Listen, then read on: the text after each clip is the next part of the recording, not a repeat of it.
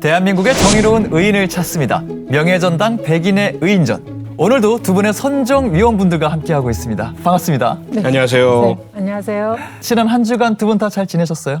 뭐 개인적으로는 너무 잘 지냈죠. 그런데 전국에서 동시다발적으로 산불 소식이 들려왔잖아요. 맞습니다. 이재민 분들 안타까운 모습, 희생자분들 사연, 온 마을이 불타는 모습들 보면서 안타깝고 참담하고 불안하고 두렵고 뭐 그렇게 보낸 한 주였습니다. 저도 정말 뉴스를 보자마자 심장이 콩닥거리고 너무 간이 콩알만해졌거든요. 강원도는 특히 이제 봄철에 이렇게 산불 피해를 많이 입었던 곳이기 때문에 강풍으로 인해서 또 북상하는 건 아닌지 또 그래서 굉장히 불안했고요. 사실 산불이 나면은 이렇게 불티가 수백 미터를 가기 때문에 산불을 직접 겪어보지 않은 사람들은 심정을 아마 잘 모를 것 같은 그런 생각도 들었고요. 맞습니다. 네. 영상을 통해 간접적으로 내가 보는 것과 이걸 직접 경험해보는 데서는 정말 큰 차이가 있을 것 같다는 생각이 들어요. 그렇죠. 이번 산불은 정말로 너무 공포스러운 순간들이 많더라고요. 네네. 저희가 분명히 진화를 했다고 생각했는데 이게 다시 한번 또 재발이 되고 네네. 우리 완전히 진화가 안 되는 걸 보면서 어떤 분들은 괴물이라는 또 묘사까지도 하시더라고요. 뭐니 해도 예방이 제일 중요한 거 아니겠습니까? 맞습니다. 절대로 산에 가실 때는 라이터 같은 화기, 가시지를 마셔야 되고요. 담배는 절대로 태우시면 안 되죠. 그리고 쓰레기 같은 거 태우시는 분들 이제는 없으시리라 생각했는데 또 계시더라고요. 그 해충들 박멸한다면서 불러오시는 분들도 계시거든요. 절대로 이렇게 다시는 해서는 안 될 상황이죠. 근데 그분들 말씀 들어보면 그동안 아무 문제 없었어. 그러다 그중에 한 곳에서 불이 발화가 돼서 바람 타고 올라가면 그게 산불이 되는 것이거든요. 이제 절대로 정말 그동안 우리가 어렸을 때부터 배웠던 불조심, 자나깨나 불조심. 산에는 절대로 화기 가지고 가지 않는 것 잊지 말아야 되겠습니다. 우리가 상식을 지키는 것만으로도 정말 많은 예방 효과가 있다는 거 기억해야 될 것 같고요.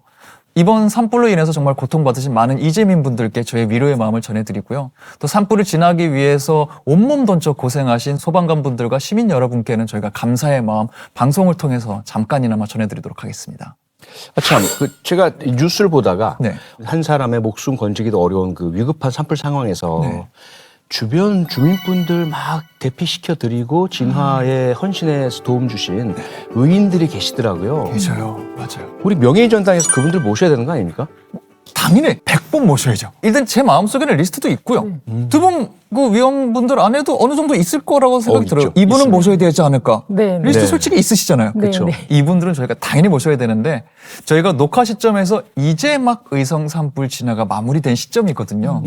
아직은 모두의 일상이 좀 돌아오지는 않았기 때문에 이 산불이 완벽하게 정리가 되고 또 많이 고생하신 분들의 일상이 정리가 되는 대로 요건 정말 약속드리겠습니다. 진행하는 저의 명예를 걸고 제가 어떻게 해서든 우리 리스트 안에 있는 최상위에 있는 분들 잘 수렴해서 반드시 명예의 전당 모시도록 하겠습니다. 제가 제작진분들 뭐 설득을 해서라도 안 되면 제가 뭐 협박을 해서라도 어떻게든 정말 검증도 필요 없어요. 모시도록 하겠습니다. 아니 지금 제작진들이 네. 웅성웅성거리는데 이거 뭐 협박죄 성립되는 거 아닌가요 혹시? 이게 협박죄가 되나? 이거 협박죄인가요? 부탁이죠. 말이 협박이지. 사실 제작진분들께서 네. 불안과 두려움을 느끼셔야 협박죄가 성립이 되는데 전혀 불안과 두려움을 주실 만한 불안과 두려움 그게 있어야지 그럼요. 협박죄 되는군요. 네네. 그럼요. 알겠습니다. 제가 이렇게 말해서 못 느끼신다? 불안과 두려움까지 제가 제작진에게 느끼게 하겠습니다. 어떻게든 제가 모시도록 하겠습니다. 저희도 한번 어떤 분들을 모시게 될지 기대하는 마음으로 기다려보도록 하겠고요. 일단 오늘의 첫 번째 의인분 영상부터 만나보도록 하겠습니다. 2024년 9월 강릉에서 있었던 일입니다. 시작하자마자 어이구 지금 뭐가 차가 떨어진 네. 거죠? 차가 떨어진 거예요? 어유, 바로 곧바로. 불이 나네. 불이 생각보다 크게 붙었는데요? 와, 근데 주변에서 절로 걸어가시는 분들이 있어요 지금? 저 차에 연료가 있으니까 바로 저렇게 큰 불이 됐나 봐요. 근데 이렇게 보니까 작은 차가 아닌데요? 네, 이야, 그래도 운전자분은 무섭네. 좀 궁금한데요? 지금 딱 봐도 트럭에 불이 붙어서 굉장히 위험한 상황이었고요. 어찌 보면 폭발의 위험도 감지할 수 있는 상황인데 주변에 계신 분들께서 적극적으로 운전자를 좀 끌어내서 네. 일단은 좀 안전지대로 데리고 오신 것 같아요. 그 트럭에 두 분이 타고 계셨는데요. 네. 높이가 한 15m 정도 되는 국도의 이제 강릉대교거든요. 이렇게 추락하는 순간에 이제 충격으로 인해 가지고 심정지 상태가 온 거라서요. 이송은 했지만 아마 그 충돌로 이렇게 돌아가셨습니다. 저 트럭에 타고 계셨던 분들이 두 분인데요. 50대와 70대 일용직 근로자 분들이셨고요. 지금 사고가 난 시간이 오전 6시 35분이었거든요. 네. 그러니까 새벽에 일터로 가는 길에 이게 사고가 난 거였습니다. 참 안타까운 그런 상황이었죠. 그렇네요. 나이도 적지 않으셨고 또 일하러 가던 중에 변을 당하신 거기 때문에 정말 안타깝다는 감정 말고는 더 느낄 감정이 없을 것 같은데 어쩌다가 트럭이 또 고가 위에서 떨어지는 이런 사고가 일단 벌어진 걸까요? 다른 카메라가 고속도로 위에서 발생한 상황, 그 포착한 영상이 또 있다고 하거든요. 네네. 한번 보실까요? 네.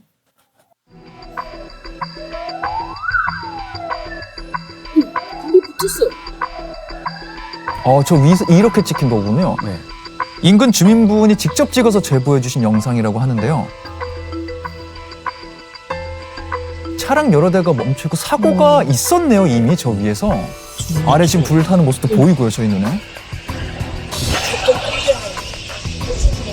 이렇게 보니까 보통 사고가 아니었어요. 반대편에서 오던 차량이 지나가는 차를 추돌을 했고 중앙선을 넘어가지고 이 트럭과 충돌을 하게 된 거죠. 네. 그래서 그 충격으로 이제 그 트럭이 다리 아래로 떨어진 거고요. 네. 처음에 사고를 낸 운전자가 음주운전 상태였습니다. 이제 면허 취소 수준이 나온 그런 상태였죠. 그냥 사고가 아니고 음주 사고였군요. 네, 그렇습니다.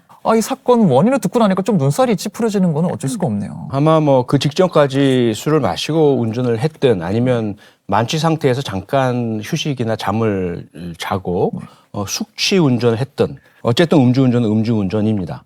현재 교통사고 처리 특례법상 치사 혐의로 검찰에 불구속 송치가 된 상태라고 하는데요.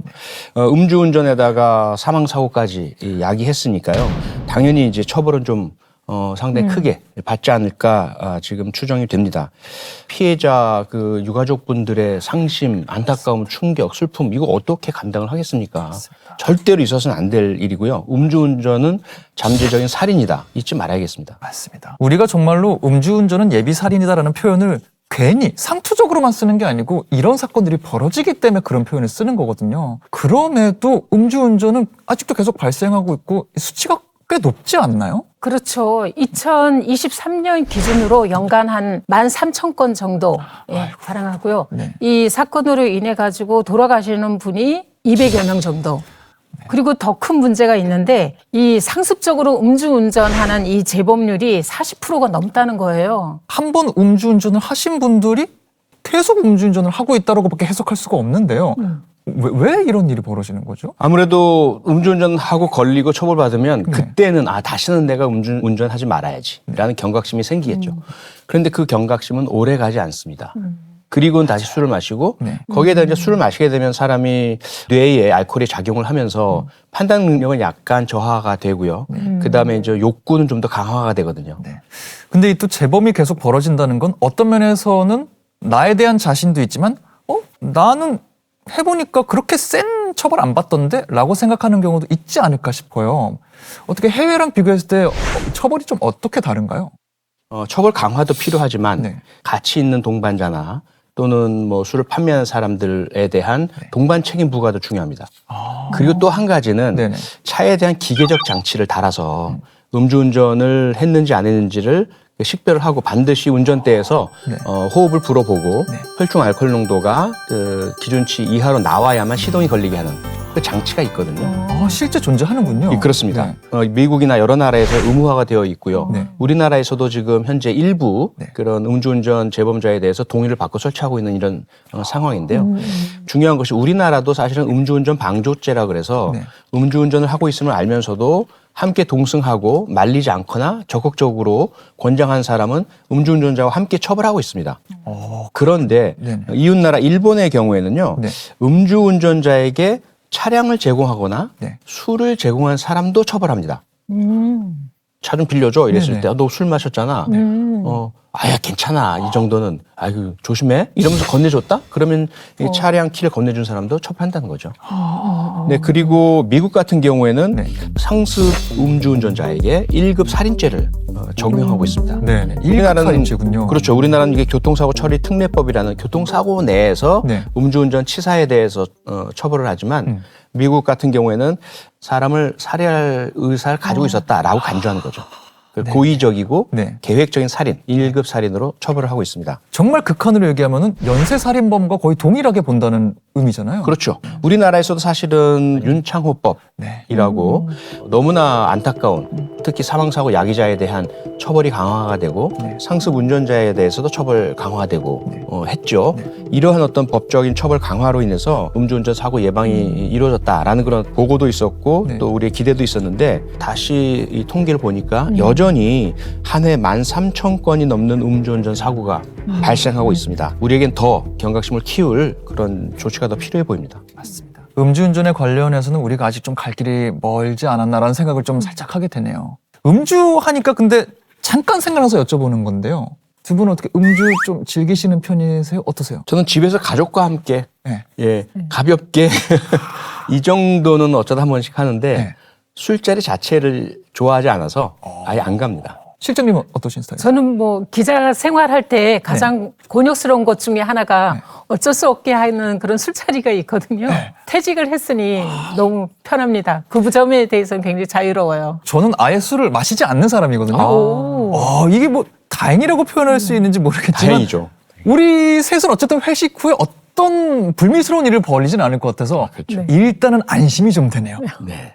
회식 잡아도 되겠다는 생각이 좀 살짝 들고요. 네. 저희가 지금 명예의 전당에서 네. 의인분들을 발굴하고 모시고 또 선정하고 하고 있지 않습니까? 네. 그런데 조금만 생각을 해보면 뛰어난 영웅 같은 의인분만 의인인 것은 아닌 거죠. 우리 생활 주변에 의인이 많고요. 의인이 될 수도 있습니다. 혹시라도 주변에 아는 사람, 가족, 친구 누구라도 음주운전을 하려고 할 때 절대로 음주운전을 하지 못하게 하는 그 행동이 바로 의인이 되는 길이다. 사고를 예방하고 그 잠재적 피해자분을 구해드린 거다. 이렇게 생각해야 됩니다. 그러네요. 그렇게 생각하면 저희는 어차피 술을 회식 때 잘 안 마실 거라서 이미 예비 의인이라고 봐도 되거든요. 그러니까 명예의 전당 진행을 하는 거죠. 아니 근데 너무 자찬하는 거 아니에요 우리? 자, 예비 의인 3명과 함께하고 계신 또 제작진분들 기분 좋으시죠? 회식 날짜 잡으시면 돼요, 이제. PD님. 답이 없는 거 보니까 빨리 진행하라는 뜻 같아요. 빨리 진행할게요. 네. 그리고 예비 의인 시청자분들이 계시잖아요. 네. 맞습니다. 수많은 우리 시청자분들 다 네. 예비 의인이십니다. 맞습니다.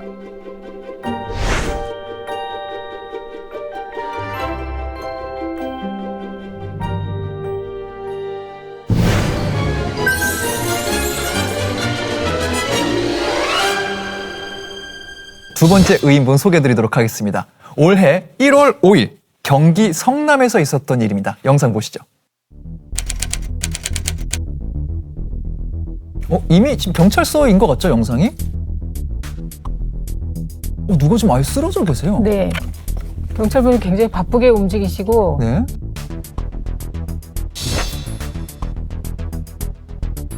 심폐소생술 CPR 실시하고 있고요. 그쵸, 뭔가 그냥 술 마셔서 정치를 이루신 그런 건 아닌 것 같아요. 지금 네. 반응들을 네. 보니까. 네, 완전히 의식 상실 상태예요.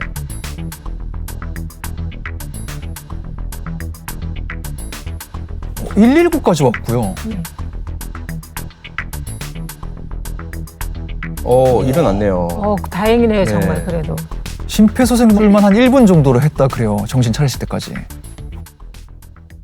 요구주자 아버지가 저희 파트에 들어와서 아이가 숨을 쉬지 않는다라고 이렇게 말씀을 하셔가지고 바로 아버님이 이제 같이 호흡 계셨구나. 체크했더니 호흡이 없더라고요. 지체하면 안 되겠다. 바로 CPR을 해야겠다. 그때는 아무 생각이 안 들었대요. 무조건 CPR 해서 일단 호흡이 돌아오게. 딱 이 생각밖에 안 들었던 것 같아요. 당연한 일을 했다. 그런 마음이 제일 크게 드는 것 같아요. CPR도 하고 막 팔다리도 마사지도 하시고 정말 좀 고생을 많이 하셨다 그래요. 제가 살짝 소장님 표정 봤는데 뭔가 이렇게 아빠 미소로 이렇게 우리 아이들 잘했군 하실 줄 알았는데 의외로 좀 매의 눈으로도 보시더라고요. 혹시나 실수하지 않을까. 가슴이 뭉클했던 게 그 해당되는 경찰관께서 인터뷰를 하시면서 당연한 일을 했다라는 느낌밖에 안 든다. 그게 이제 우리 경찰관들의 기본적인 그 마음가짐이거든요. 다행스럽게 내가 해야 할 일을 당연히 제대로 해냈구나. 이 마음이 딱 들게 되거든요. 그래도 뭐 그게 굉장히 뭐 쉬운 일인가요? 사실은 참 어려울 것 같은데 표창원 소장님 혹시 현역 시절에 그런 경험 있으신가요? 그러게요? 예. 저도 뭐 무수하게 많은 경험들이 있는데 네. 그 중에 한번 제가 제주도 전경대 소대장을 할 때 바다에 빠진 분이 계셨어요. 그때 우리 대원들하고 같이 달려나가가지고 구해드린 적이 있었거든요. 네네. 그때 그 느낌, 그럼 뭔가 사람의 생명을 구한다라는 거는 네. 어떤 거하고도 비교를 못합니다. 상도 필요 없어요. 거기에 대해서 뭔가 보상도 필요 없고 고맙다는 말도 필요 없고 그냥 그 자체 내가 누군가의 생명을 구했다라는 그 느낌은 평생 갑니다. 거의 한 40년 가까이 지난 세월인데도 여전히 그냥 그 순간만 떠올리면 가슴이 콩닥거리고 뿌듯하고 그렇습니다. 그러니까 이게 정말 비단 뭐 미디어 인터뷰에서 그렇게 말을 하는 것뿐만이 아니라 실제로 정말 이 안에서 그 진정성이 있군요. 이건 정말 그럼요. 그냥 본능적으로 움직이는 거다. 그렇습니다. 네. 그렇게 딱 요 구조자를 구하고 하루 마무리할 때 그날 하루는 어떤 심경 기억나세요? 그날 하루의 마무리? 뭔가 이게 현실감이 좀 안 느껴지고 내가 사람의 생명을 구했다니 그리고 그 다음에 또 들려오잖아요. 병원에 가서 네. 이제 건강 회복하셨고 생명에 지장 없다. 그때 느끼는 그 안도감과 이러려고 내가 태어났구나 뭐 이런 느낌? 예, 그게 느껴져요. 이 순간을 위해 내가 훈련받았구나라는 정말 직업 생각도 많이 하실 것 같고요. 그렇습니다. 네.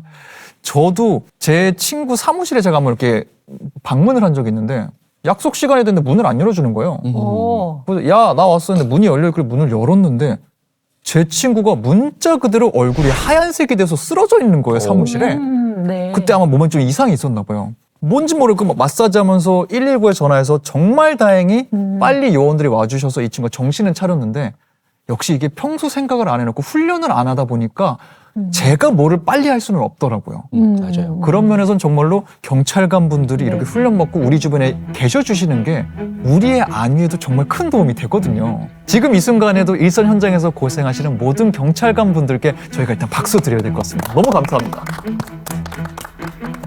근데 영상을 보면서 솔직히 그런 생각도 했어요. 빨리 동을 받기 적합한 곳이어서 운도 좋았다는 생각이 살짝 들더라고요.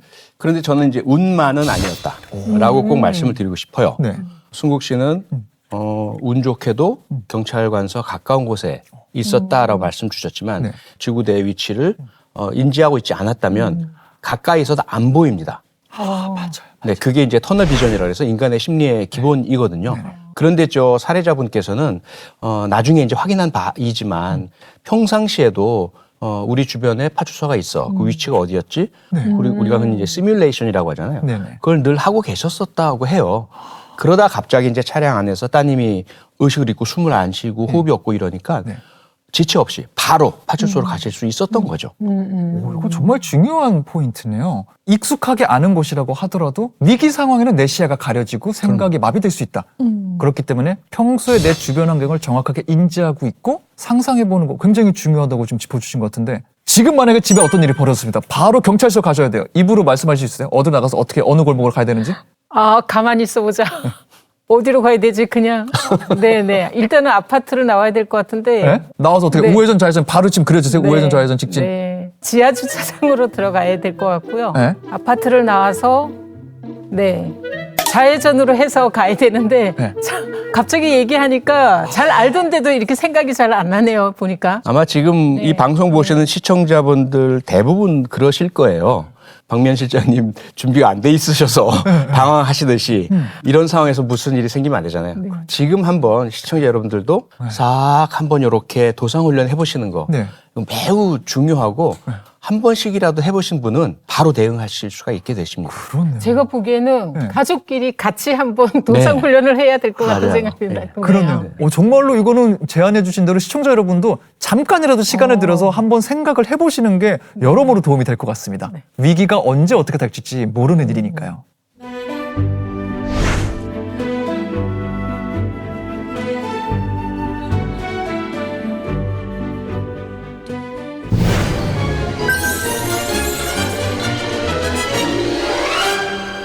초반에 얘기한 것처럼 산불 얘기 조금 더 이어가 보도록 하겠습니다. 3월 22일이었죠. 의성에서 발화된 산불이 굉장히 크게 번지기 시작했습니다. 많은 분들이 발벗고 나서서 진화를 위해 노력하신 거 우리가 다 알고 기억하고 있는데요. 이때 고속도로에서도 크게 화제가 됐었던 영상이 하나 있습니다. 살짝 만나보시죠.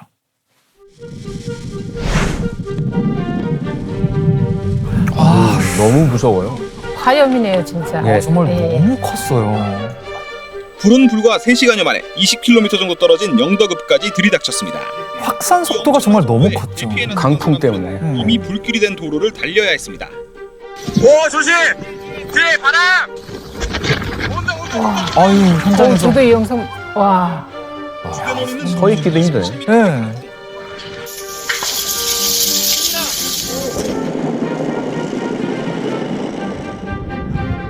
한 시민은 통제 사실을 모르고 터널로 진입하려는 차량들을 직접 우회시키기도 합니다. 오, 지금 뭐 하신, 일반 분이신데 지금. 네, 네, 위험하니까 시민이, 예. 못 가게 하시려고. 네.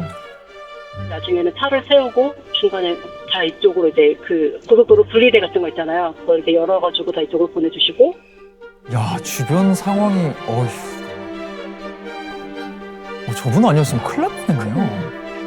저렇게 하기 쉽지 않은데요. 일반 네. 운전자께서. 그렇죠. 방금 본 영상은 3월 25일 서산 영덕 고속도로 안평 1터널 앞에서 찍힌 영상인데요. 운전자가 이대로 가면은 고속도로 안 되겠다. 이 이상은 가면 안 되겠다라고 자체 판단을 하시고 뒤에 오는 후속 차량들을 우회시키는 모습이었어요. 만약에 이렇게 좀 앞에 나서서 활동하시는 의인이 없었다면 이 고속도로 계속 진행됐으면 어떻게 되는 거죠? 수많은 차량들이 그야말로 불구덩이 속으로 빨려 들어가게 된다. 이렇게 표현할 수밖에 없을 것 같습니다. 근데 이런 건 진짜 궁금해요. 자동차는 굉장히 빠르잖아요. 불이 어느 정도 있다 그래도 정말 빠른 속도로 지나간다 그러면 어느 정도는 통과할 수 있지 않을까요? 승국 씨가 아마도 영화를 너무 많이 보고 영화 리뷰하고 영화 시사회 보고 그런 거 많이 하시잖아요. 액션 영화도 굉장히 좋아해요. 그런데 네. 보면 이렇게 그냥 뚫고 지나가는 그런 거 많이 순간들이 있어요. 보셨죠? 네. 영화와 현실은 다릅니다. 완전히 다릅니다. 그렇게 판단하시고 내 차가 빠르니까 저 불 정도 빨리 뚫고 지나가야지 천만의 말씀 절대로 그렇게 하시면 안 됩니다. 왜? 현장의 소방관 분들이 말씀하실 때는 불은 살아있다고 해요. 불은 산소랑 인화물질을 찾아서 움직여 가거든요. 그러면 그 불이 있는 곳에 차가 들어가면 불은 먼저 타는 물질부터 찾아 들어갑니다. 타이어가 열을 받아서 녹게 되고요. 휠만 남은 차량이 과연 어떻게 빨리 갈 수 있겠느냐. 그리고 그 빠른 속도에 휠만 지면에 닿아서 불꽃을 일으키면서 가는 영상도 보신 적이 있으실 거예요. 맞아요. 그러면 조향도 제대로 안 됩니다. 두 번째, 차량의 도장, 외장 페인트 다 인화물질입니다. 맞네. 그냥 차량 전체가 불에 휩싸일 수밖에 없어요. 거기에다가 셋째, 네. 그렇게 된 상태에서 본넷 아래로 화염이 들어가게 된다면 엔진 오일, 그다음에 휘발유, 네. 그냥 폭발성 물질들로 가득 차 있는 거죠. 절대로 차의 속도, 스피드 과신하시고 불이 있는 곳에 빨리 진행해서 가신다 생각하지 마셔야 됩니다. 저는 약간 정말 영화에서 나온 거니까 어느 정도 가능하지 않을까 싶었는데 이런 쪽으로는 도성훈련 여러분도 안 하시는 게 안전할 것 같습니다. 불은 차를 타고 있어도 속도가 붙어도 피하는 게 맞다. 그리고 사실 터널 아니었으면 사실은 더 안 좋은 상황이 발생할 수밖에 없잖아요. 사실 뭐 터널 아래 들어가면은 거의 유도 가스실이라고 해도 과언이 아닐까요? 네. 그러네요. 네. 여기서 네. 네. 제가 승국 씨에게 질문 하나 드릴게요. 뭐 질문 대환영입니다. 네. 네. 뭐 영화 생각하지 마시고요.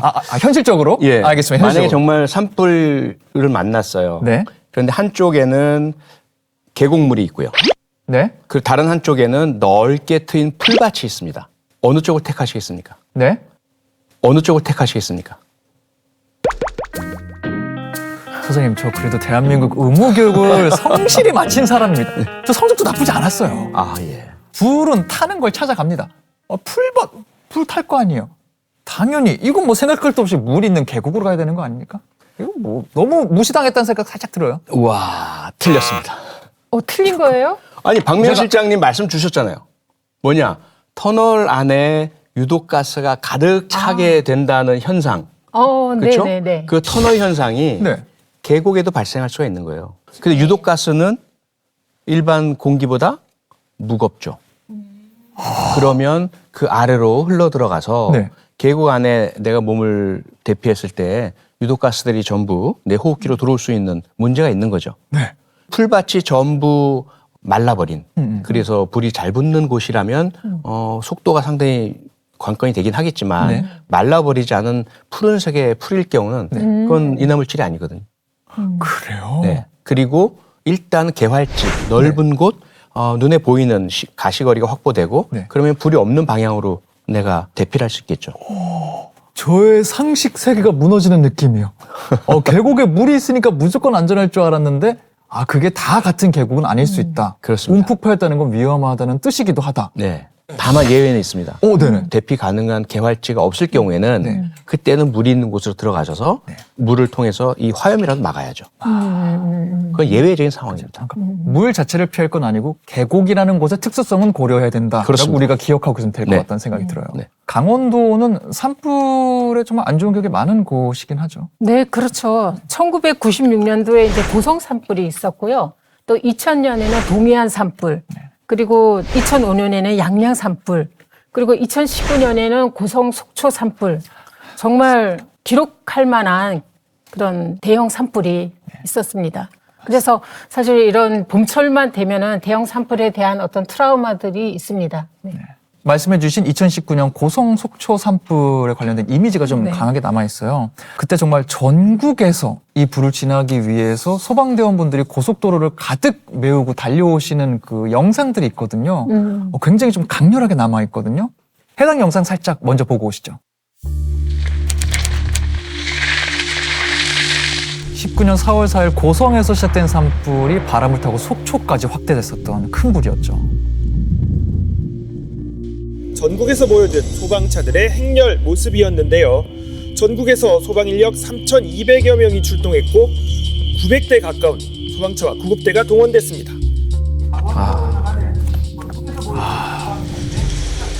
이게 무슨 영화 장면이 아니라 실제 우리 장면이거든요. 그만큼 컸다는 거예요, 불이. 그럼요. 어휴.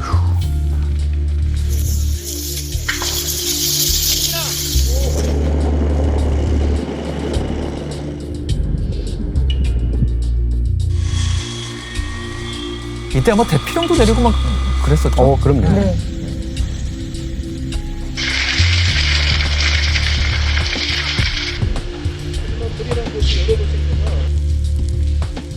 피해액 추산만 해도 한 1291억 정도 추산이 된다 그러고요. 이재민만 1289명이 발생했어도 정말 큰 불이었습니다. 이렇게 영상으로 잠깐 봐도 정말 그때 많이 고생하신 소방대원분들께 감사한 마음, 또 고생하신 거 생각하면 안쓰러운 마음, 여러 감정이 드는데요. 좀 생생하게 기억나시죠, 시장님? 네, 그렇죠. 그때 당시 산불이 강풍을 타고 빠르게 널리 확산이 됐고, 그때 당시에 소방차가 한 870대 정도, 그리고 소방관 분들이 한 3,200분 정도 이렇게 오셔가지고 같이 진압을 했죠. 그래서 이번에 강원도 소방본부하고 이제 산림청 헬기가 이제 의성적으로 가서 진화하는데 이제 도움을 같이 드려가지고 했습니다.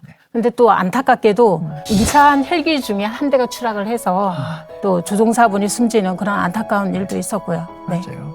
이런 사고가 안 나게 예방하는 게 제일 중요한 것 같은데요. 이 당시 산불은 어떻게 시작됐었던 거죠? 결국 조사 끝에 밝혀진 원인은 전신주에서 불꽃, 스파크가 발생하면서 그것이 이제 불에 옮겨 붙고 바람을 타고서 산불로 이어진 그런 이제 결론으로 결국 조사가 됐죠. 한마디로 인재였습니다. 이번에 의성 산불 같은 경우에도 성묘객이 주변에 있는 나무를 태우다가 일어난 그 산불인 것으로 지금 밝혀지고 있고요. 또 다른 곳에서도 과수원에서 쓰레기 태우던 사실이 밝혀졌죠. 맞습니다. 그래서 그쪽에서도 아마도 발화가 이루어졌던 것으로 보이고 또 한 곳에서는 성묘객이 제초기를 사용하다가 튄 불꽃이 그 발화된 것으로 그렇게 지금 추정되고 있는 상황이기도 하고요. 맞습니다. 산불에 대해서 그 원인을 조사하다 보면 밝혀진 바는 99% 이상이 사람의 실수에 의한 실화, 인재였다는 것이죠. 너무 인재라고 하기에는 자연적으로 너무 큰 피해를 입혔고요. 우리 사회도 좀 너무 큰 피해가 발생하거든요. 네. 이런 걸 좀 복구하는데도 오래 걸리는 일들이잖아요. 이런 사건들은. 그렇죠. 거의 한 100년 정도의 시간이 걸린다고 하고요. 네. 아직도 이렇게 검게 걸려 있거나 아니면 황토빛의 세계, 네네. 이제 토지 이런 것들을 이제 저희가 목격을 할 수가 있는데 네. 그래서 저희가 어렸을 때부터 제 기억에는 자나 깨나 불조심 이런 거에 대해서 너무 이렇게 각인이 돼 있어요. 네. 또 하나 있죠. 네. 말씀드린 게 꺼진 불도 다시 보자. 아, 예, 진화를 네네. 하고 불이 꺼졌다라고 안심하고 있을 때 네. 그 밑에 혹은 땅 속에 숨어 있었던 잔불, 불씨, 요게 살아나서 다시 큰 불로 이어지는 사례들이 꽤 많지 않습니까? 맞아요. 그래서 잔불, 꺼진 불 다 확인을 해야 하는 그런 상황인 거죠. 진짜 그런 표현들 저도 어릴 때 그 표현들은 많이 들었던 기억이 나는데 좀 사람들이 그때 기억하라고 뭐 이렇게 뭐 그런 거 써 있는 배지라든가 아니면 이렇게 리본이라든가 이렇게 좀 눈에 보이는 걸 다시 좀 만들어야 되나 생각도 좀 들어요. 이런 표어들. 예전에 불조심이라는 맞아요. 예. 리본. 네, 학교에서 다 달게 해가지고 네네. 전부 달고 다녔죠. 실제 있었어요? 저는 그냥 농담을 한 건데 실제 배지가 있었어요. 예, 학교 앞 문방구에 전부 팔고 50원인가요? 이렇게 주면은 그거 사가지고 핀으로 꽂고 다니고. 예. 그럼 그 아이들이 학생들이 전부 똑같은 네. 리본을 달고 다니니까 네, 어른들이 네. 다 보고 경각심을 가지고 이랬었던 그런 기억이 생생하죠. 그리고 또 네. 저것도 많이 했잖아요. 불조심 포스터 그리기. 맞아요. 저희가 초중학교 때는 왜 그렇게 포스터 그리기 대회가 많았는지 몰라요. 와, 생각해보니 저도 초등학교 때까지는 그 포스터 그리기 계속 했었던 것 같아요. 1년 중에 유일하게 포스터 물감을 쓸 때가 그때였어요. 다른 때 쓰지도 않다가 그때만 뭔가 예술하는 것처럼 하고. 맞아요. 저는 그 당시에 네. 그 불조심 포스터 할 때 불을 뿔 달린 괴물로 표시를 했거든요. 뿔 달린 도깨비 같은. 네. 그리고 똑같은 도깨비를 반공 포스터에 또 썼어요. 소장님의 그 미술 세계관에 등장하는 캐릭터네요. 그렇게 예. 생각하면. 네. 우리는 예방을 위해서 한 거였는데 지나고 나서 보면은 추억의 한 켠에 자리하는 것도 어찌 보면 또 재밌다는 생각도 들고요. 네. 갑자기 또 산불 얘기를 하다가 왜 포스터 얘기를 하고? 근데 이 얘기는 어쩌다가 2019년 산불에서 여기까지 왔지? 생각하실 수 있을 것 같아요. 저희가 2019년 산불을 얘기하는 건 당연히 저희 안에서도 한번 경각심을 우리 스스로도 일깨우자라는 의미를 갖고 있기도 하고요. 그리고 하나 이유가 더 있습니다. 2019년 고성 속초 산불이 벌어졌을 때 많이 알려지진 않았지만 정말 큰일을 하신 의인이 계시거든요. 영상 먼저 만나보고 오시겠습니다.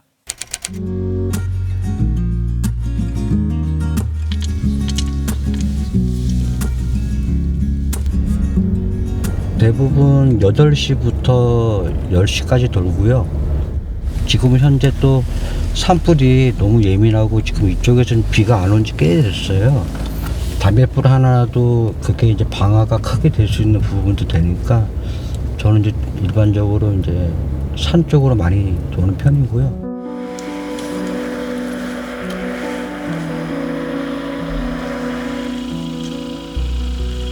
늘 어제랑 똑같아요. 치워도 일주일 있으면 또 쌓이고. 근데 이 지역민들은 절대 이렇게 안 하거든요.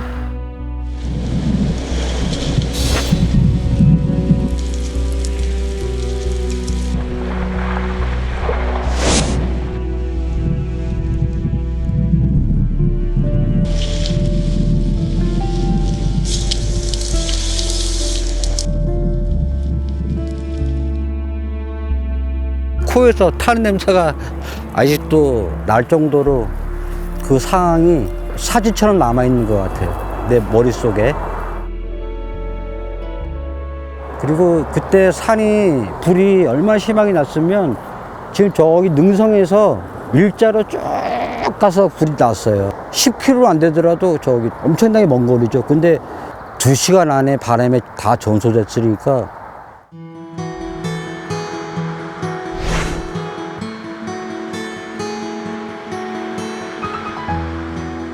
산불이 나고 전방 시야를 이제 가릴 정도죠. 뭐 앞이 확인 안 될 정도로 속초 쪽에서 이렇게 차 올라왔어요. 연기가 먼저.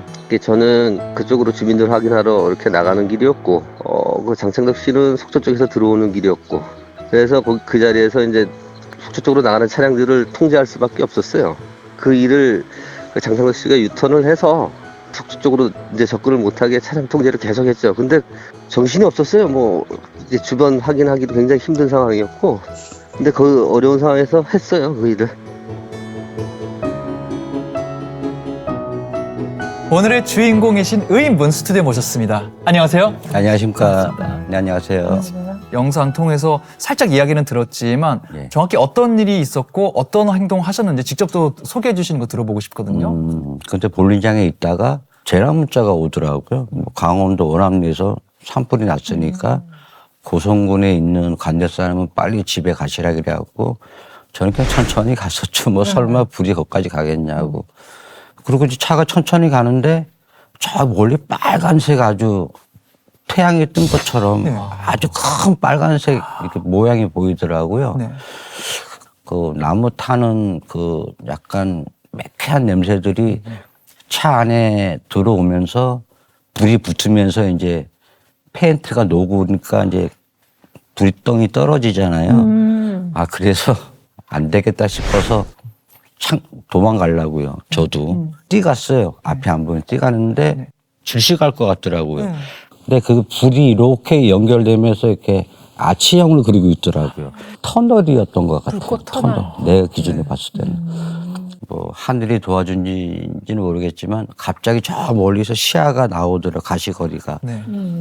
그래서 쭉 따라 내려가는데 중앙 분리대를 막 박아가면서 막 그 시멘트를 막았던 그것까지 다 넘어가면서 다 속초로 이제 올라가고 있는 거죠. 저는 글로 내려왔는데 아, 내가 지나온 길로 예, 사람들이 올라가는 글로 거예요. 도망가고 예. 있었어. 그쪽으로 피신하고 있었어요. 재난 문자가 고성에서 왔으니까 속초로 대피한 거죠. 근데 그분들도 왜 코앞에 불이 안 보이니까 저는 이제 아까 고가에서 불이 안 보인다 그랬잖아요. 네.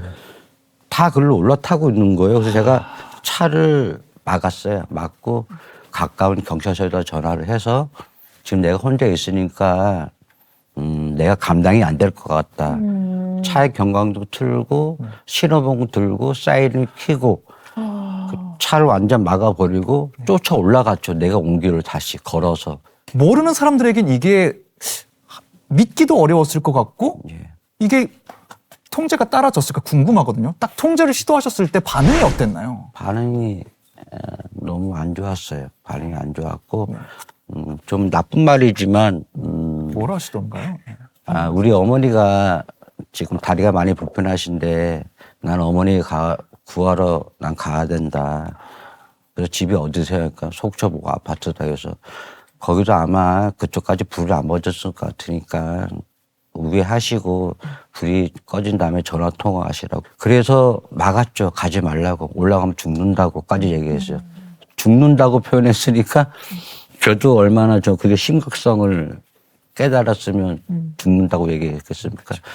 입에 담지 못한 말을 하는 거예요. 그 사람들 저 충분히 이해해요. 자기 부모가 돌아가신다는데 그걸 불로 인해서 그걸 내가 막고 있어? 경찰도 아닌데 나중에는 저한테 이제 복수를 한다 그러더라고요. 복수. 그리고 밑에 길로 통행했던 사람 중에 내가 차를 한두 대 놓친 차가 있어요. 양쪽 길을 통제를 못 하다 보니까 낯이 좀 익은 사람이었던 것 같은데 그 사람은 이제 몰랐다가 며칠 지나서 죽음으로 나왔더라고요. 근데 사람이 이렇구나. 이게 나의 잘못이었던가? 라고 생각한 적이 되게 많았어요. 네. 장 선생님 잘못은 절대로 아니죠. 그럼요. 절대로 아니고. 말씀 들어보면 대다수의 외지인들, 관광객들은 잘 모르니까 장 선생님이 여기 위험하니까 돌아가시라 하니까 돌아가는 모습이었던 것 같고요. 그런데 오히려 현지를 잘 아시는 그 주민들께서는 내가 알고 있고 지금 불도 안 보이고 바로 난 가야 되고 우리 가족 구해야 되고 이래서 더 이제 선생님 힘들게 하셨던 것 같고 험한 말도 나오고 협박도 나오고 이 상황이 저희가 지금 말로만 들어서는 뭐 어느 정도였길래 하실 수 있을 것 같아요.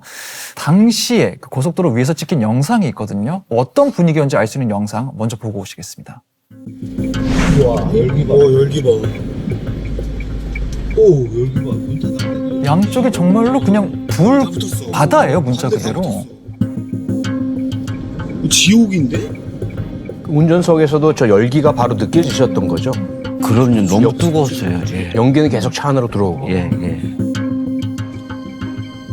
이거 진짜. 여기도 지금 가시거리가 점점 없어지는 게 보이네요. 예. 앞이 안 보이는데. 아예 멈춘 차도 있고요. 살짝만 봐도 정말 연기 때문에 전혀 앞이 안 보이거든요. 영상 마지막쯤 돼서는. 아까 굉장히 본인으로서도 무섭다는 거를 막 느끼는 그런 상황인데도 거기서 통제를 했는지 저는 너무 초인적이라는 그런 생각이 들거든요. 아니, 머릿속에는 애들한테 가봐야 된다는 생각이 있었는데 제가 그 자리를 비운 순간에 어느 정도의 인명사고가 나지 않을까 하는 생각에 우리 집은 괜찮겠지 하고 마음속으로만 계속 기도를 하고 경찰차가 올 때까지만 계속 기다리고 있었죠.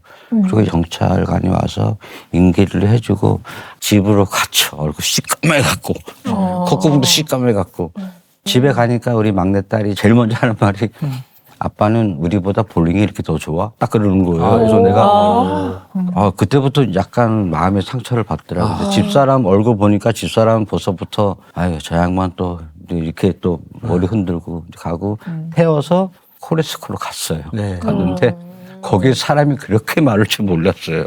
내가 보냈던 관광객들이.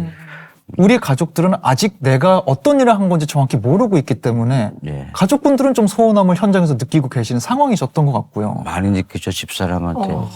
분명히 좋은 일을 하셨고 수많은 인명을 살리셨는데도 아내는 좀 마냥 행복하다는 감정을 못 느끼시는 것 같아요. 실제로 이 외에도 좀 후유증이 몇 개 더 있으셨다고 들었거든요.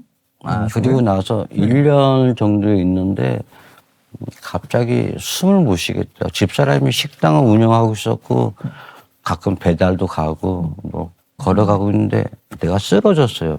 나 왜 이러지 하고 구급차 실려 갔는데 피검사 했는데 아무 이상 없다 그러더라고요. 그런 일이 계속 반복이 되더라고요. 거의 1년 넘게.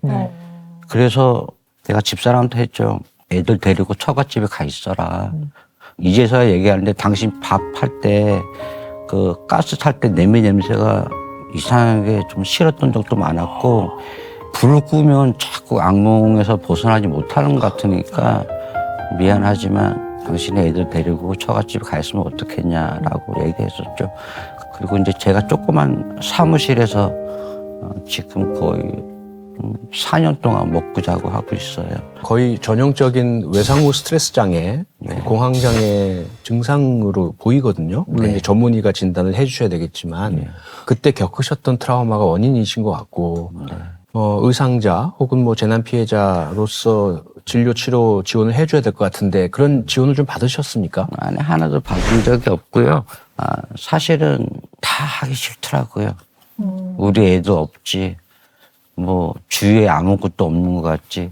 나는 내 스스로 지난 날을 후회를 하며 살았어요. 내가 그냥 갔으면 되는데 내가 왜 그렇게 했을까? 제가 감히 앞에 앉아 계신데 안쓰럽다라고 표현하는 것도 좀 죄송한 것 같고요. 정말 그저 이 고생하신 시간을 어떻게 견뎌오셨을까. 너무 정말 고생만 하신 것 같다라는 생각이 드는데 두 분은 창도님 얘기 들으면서 또 어떤 생각들 하셨는지 궁금합니다. 저는 이제 계속 말씀 듣고 상황을 이렇게 보면서 그 질문 하나가 이제 떠나지 않는 거예요. 우리 대한민국은 어떤 나라인가? 일제강점기에는 의인들의 희생 때문에 나라를 되찾았지 않습니까? 다 자기 희생하고 가족들 같이 희생 당하시고 의인들 덕에 위기를 극복하고는 숨어 지내던 비겁한 사람들이 다 이득 보고 잘 살고 의인들은 못 살고 후손들도 힘들어하고 고성 속초 산불 역시 그 중에 하나죠. 문제는 다른 곳에서 일으키고 대한민국은 애써 알면서도 외면하고 있고 이래서는 안 되잖아요. 그런 나라에 살고 싶지 않고요. 우리 아이들에게 학교에서 가르치는 상식과 원칙과 정의와 옳음 이게 좀 통하는 나라였으면 좋겠다는 생각이 너무 강하게 드네요. 마찬가지 생각인데요. 정말 고통을 겪고 있고 그런 것들이 몸으로 다 나타나는데도 그게 인정이 안 됐다는 것은 이게 무책임하고 외면하고 자기 할 일을 안 하고 있기 때문에 지금 이런 결과가 빚어졌거든요. 굉장히 화가 나고 억울하다는 생각이 들 정도예요.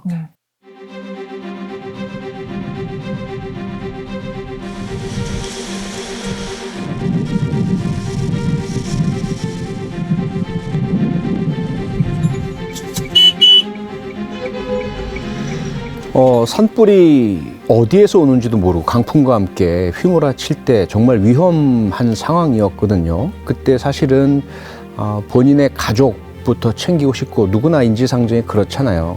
그런데 장창덕님은 자기가 만약에 그 장소를 떠나서 직접 겪었던 위험한 그 길을 그대로 놔두고 가족에게로 돌아간다면 수없이 많은 차들 그 안에 있는 사람들이 불길 속으로 들어가서 희생될 것이다라는 것을 아셨기 때문에 도저히 못 떠나신 거죠.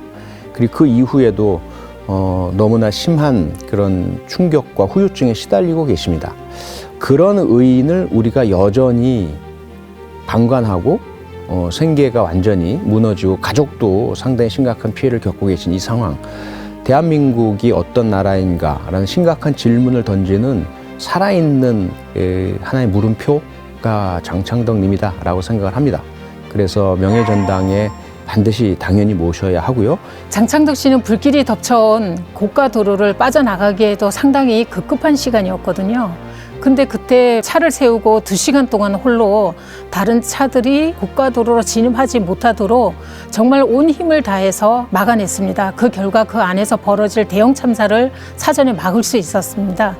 가족들과 헤어져 생계의 곤란을 받으면서 살고 있는데요.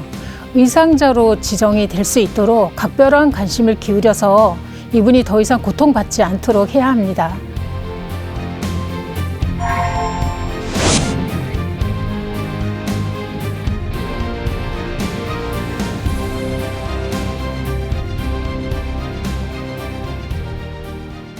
어떻게 얘기 나누시면서 오늘 또 어떤 생각들 하셨는지 궁금합니다. 전체적으로요. 전 우리 프로그램이 그 명예는 드릴 수 있는데 다른 것도 드릴 수 있었으면 회복과 치유와 보상과 보호와 이런 것까지도 드릴 수 있는 전당이었으면 하는 아쉬움이 너무 컸고 장창정님을 모실 수 있는 게 저희들의 명예가 된 것 같습니다. 네, 너무 감사한 시간이었습니다. 너무 감사합니다. 많은 시민분들이 장창덕님을 저는 굉장히 많이 응원할 것이라고 생각을 합니다. 그래서 꼭 좀 더 빠르게 치유가 되고 아까 어떤 절차를 통해 가지고 명예로운 의상자로 될 때까지 좀 했으면 좋겠다는 그런 느낌이 큽니다. 그 누구라도 의롭게 행동해야 될 때 의롭게 활동할 수 있도록 이 이후로도 나는 안전할 것이고 이 사회로부터 보호받을 것이다. 그렇게 우리 모두가 노력할 수 있으면 참 좋겠다라는 생각을 했습니다. 또 시청자 여러분은 어떻게 생각하시는지 궁금합니다. 대한민국 모두가 정의로운 의인이 될 때까지, 대한민국이 의인을 필요로 하지 않는 사회가 될 때까지 명예의 전당의 불빛은 계속 밝혀놓도록 하겠습니다. 다음에 인사드리겠습니다. 감사합니다. Standing on this mountain top, looking just how far we've come. Knowing that for every step you were with us, kneeling on this battle. 정의로운 의인을 찾습니다. 여러분이 알고 계신 의인을 세상에 소개해 주세요. 명예의 전당은 여러분의 제보를 기다립니다.